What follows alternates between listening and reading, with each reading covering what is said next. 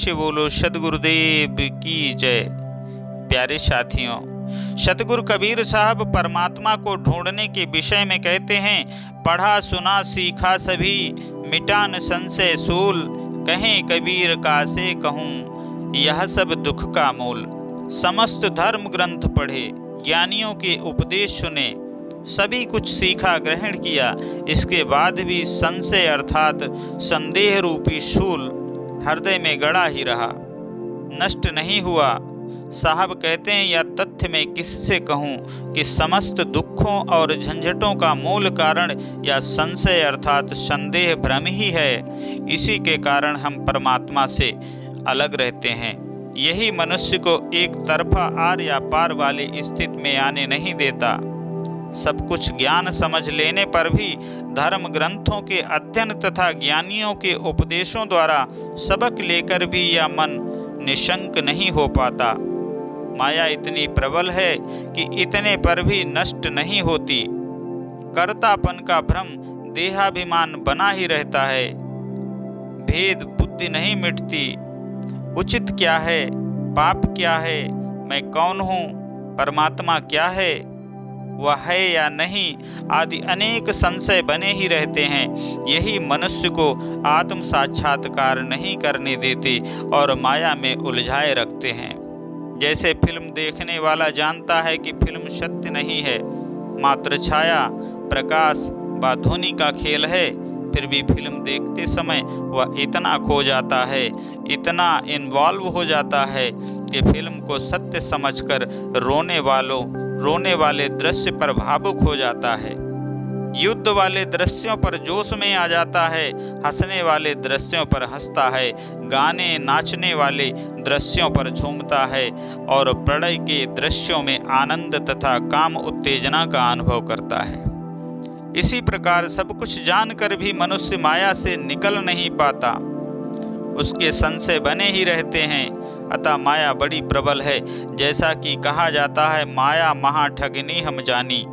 हम जानते हैं कि माया महा ठगनी है, यद्यपि माया में फंस जाते हैं। यह इतनी प्रबल है, संशयग्रस्त व्यक्ति कहीं भी सफल नहीं होता। स्वयं अर्जुन के संशय कृष्ण जैसे परम ज्ञानी के उपदेश सुनकर भी दूर नहीं हुए थे। आखिर कृष्ण को अपना विश्व रूप दिखाना ही पड़ा। गीता में इसलिए स्पष्ट कहा है, हे अर्जुन, भगवत विषय को न जानने वाला तथा श्रद्धा रहित और संशय युक्त है, पुरुष परमार्थ से भ्रष्ट हो जाता है। इनमें भी जो संशय युक्त हैं, उनके लिए न तो सुख है और न यह लोक है और न परलोक ही है। यानी यह लोक और परलोक दोनों से वह वंचित रह जाता है। कहते हैं, हे भरतवंशी, तो समस्त बुद्धि रूप योग सबको समान देखना, अंतर न करना की स्थिति में हो।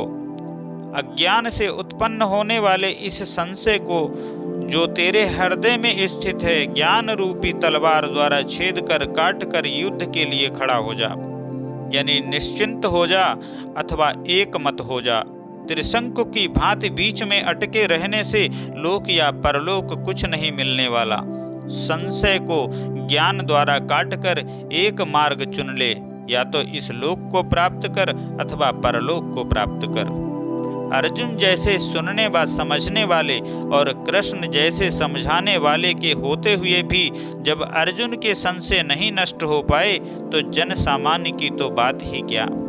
वे धर्म ग्रंथ पढ़कर उपदेश सुनकर भी संशयग्रस्त होकर दुख ही भोगते हैं, तो आश्चर्य कैसा। साहब आगे कहते हैं, तेरे ही में राम है ताहि न देखा जाए, ताको तो तब देखिए जब दिल की दुविधा जाए। राम तो तेरे ही हृदय में है, सत्य तो उसी हृदय रूपी गुफा में बंद है, किंतु उसको तू देख नहीं पाता, क्योंकि उसे तो तू तब देख पाए जब तेरे दिल की दुविधा संशय भ्रम समाप्त हो जाएं, जब तेरी उलझन नष्ट हो जाए। उलझन दुविधा भ्रम शंका संदेह संशय आदि सब होते ही इसलिए हैं क्योंकि व्यक्ति की भेद बुद्धि नष्ट नहीं होती, अविद्या अज्ञान नष्ट नहीं होता, वह द्वैत में घिरा रहता है। मैं और तू में अंतर करता है, मैं और उसमें अंतर करता है, मैं और सब में अंतर करता है। इसी अंतर के कारण, इसी भेद के कारण वह जीव स्वयं को परमात्मा से भिन्न मानता है, स्वयं को परम से, आत्मा को ईश्वर से भिन्न मानता है।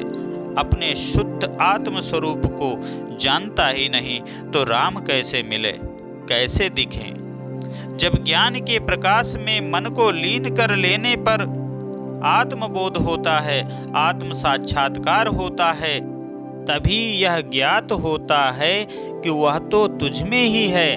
वास्तव में मैं ही वह हूँ, मैं ही सब हूँ। अहम ब्रह्मास्मि, मैं ही ब्रह्म हूँ। सोहम, बस मैं ही हूँ। मैं परमात्मा से भिन्न नहीं हूँ, मैं परमात्मा ही हूँ। परंतु क्योंकि मैं और मैं का मैं मानता हूँ, अतः मैं को परमात्मा से भिन्न देखता हूँ। जब यह मैं, यह अहम, यह ईगो, यह देहाभिमान नष्ट हो जाता है, तब साधक अपने आत्म स्वरूप शुद्ध चेतन स्वरूप का दर्शन करता है। अन्यथा स्वयं को ही नहीं पहचानता, अपने भीतर बैठे को ही नहीं देखता। जो आंख बाहर सब कुछ देखती है वह भीतर नहीं देख पाती। आंखों में पड़ा काजल आंखों को दिखाई नहीं देता। जिस दिन अंतर्दृष्टि प्राप्त हो जाती है, प्रभु मिल जाते हैं। ध्यान लगाना, समाधि लगाना, मन एकाग्र करना आदि सब अंतर्दृष्टि को उत्पन्न करने के ही प्रयास हैं, परंतु प्रयास भर ही है सफलता या पूर्णता, जिसे समाधि लग जाना कहते हैं। क्योंकि उसी अवस्था में साक्षात्कार होता है, तब तक नहीं होता जब तक ध्यान इतना गहन, स्थिर तथा निरंतर निर्विघ्न न हो जाए कि ध्याता, ध्यान करने वाला, ध्यान जो क्रिया की जा रही है वह तथा ध्येय जिसका ध्यान किया जा रहा है वो का अंतर न मिट जाए। यानी जब तक मन में चेतन या अचेतन में यह भाव रहता है कि मैं भगवान का ध्यान कर रहा हूँ, तब तक समाधि नहीं लगती।